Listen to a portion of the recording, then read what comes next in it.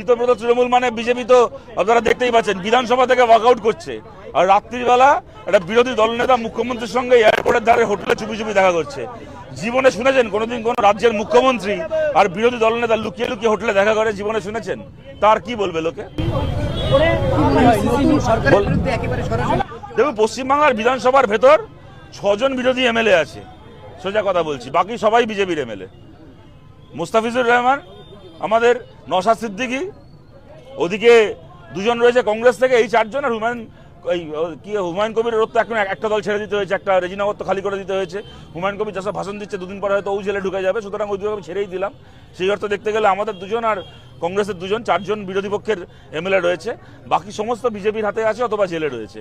সুতরাং এবার যা লড়াই বিধানসভার বাইরে লড়তে হবে, এবং সেই লড়াই মাধ্যমে নতুন বিধানসভা তৈরি করতে হবে আগামী দিনে পশ্চিমবাংলায়। কি মনে হয় এই যে নতুন সরকারের যে বুলডোজার রাজ চলছে, তা মনে হয় গণতন্ত্রের পক্ষে ভালো?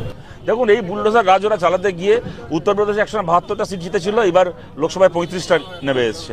শেষ পর্যন্ত বুলডোজার শেষ কথা বলবে না, মানুষ শেষ কথা বলবে। আমরা সেই দিকে তাকিয়ে আছি, আমরা সেই লড়াই করছি। কিন্তু এইটুকু বলছি, বুলডোজারকে ঠেকানোর জন্য 2 জন 5 জন মিলে বুলডোজারের সামনে গিয়ে দাঁড়ালে হবে না, লাখে লাখে মানুষকে তার সামনে দাঁড়াতে হবে। তার জন্য আমরা সিপিআইএম এর বাইরেও সত্যিকারের বিজেপি বিরোধী সমস্ত মানুষের কাছে আমরা আবেদন করছি।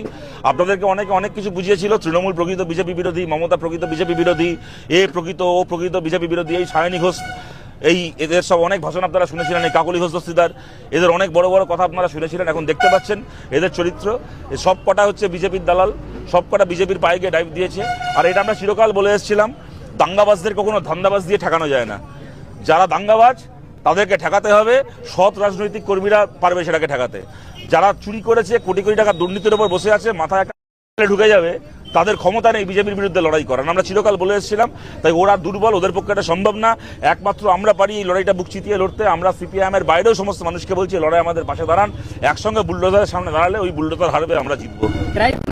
এমন অনেকের নাম গেছে, অনেক বিদেশি যারা টাকার জোরে হয়তো স্বদেশী হয়ে যেতে পারে, এবং ডকুমেন্টসের অভাবে অনেক গরিব প্রকৃত। দেখুন, আমাদের পরিষ্কার বক্তব্য হচ্ছে, এখন সরকার থেকে এত রকম কথা শুনছি, কোথাও কিছু হলে, যদি কোথাও ভাঙচুর হয়, কিছু হয়, তাহলে নাকি সম্পত্তি বাজেয়াপ্ত করে ক্ষতিপূরণ নেওয়া হবে, প্রতিবাদীদের সম্পত্তি বাজেয়াপ্ত করে ক্ষতিপূরণ নেওয়া হবে।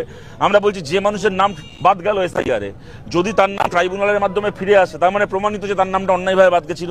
তাহলে এই যে তার নাম বাদ গেল, তিনি একটা ভোটে ভোট দিতে পারলেন না, তার হয়তো সরকারি প্রকল্প থেকে নাম কাটা গেল, তাকে লোকে বাংলাদেশি পাকিস্তানি বলল, তাকে ডিটেনশন ক্যাম্পে ঢোকানোর হুমকি দিল, এই সব কিছু, তার এই যে হেনস্থাটা হলো, তাহলে তার ক্ষতিপূরণ ইলেকশন কমিশনারের মাইনে কেটে কেন সেই ক্ষতিপূরণ আদায় করা হবে না?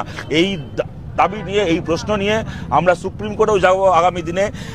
যে সৎ ভারতীয় নাগরিক, যারা ন্যায্য ভারতীয়, বৈধ ভারতীয় ভোটার, তাদের নাম যে এসআইআরে কাটা গেছিল, সেই নামগুলো ট্রাইব্যুনালে ফিরে আসছে, এর জবাবদিহি এবং এর ক্ষতিপূরণ ইলেকশন কমিশনারের মাইনে কেটে এই ক্ষতিপূরণ আদায় করে এই মানুষগুলোকে দিতে হবে। এই দাবি নিয়ে আমরা সুপ্রিম কোর্টে যাব। যাদের ট্রাইব্যুনালের নাম আছে তাদের মধ্যে ইতিমধ্যে তাদের দেখার জন্য একেবারে বিচারপতি নিয়োগ করা হয়েছিল, এবং তিনি পদ ছেড়েছিলেন, অন্য বিচারপতি নিয়োগ করা হয়েছে।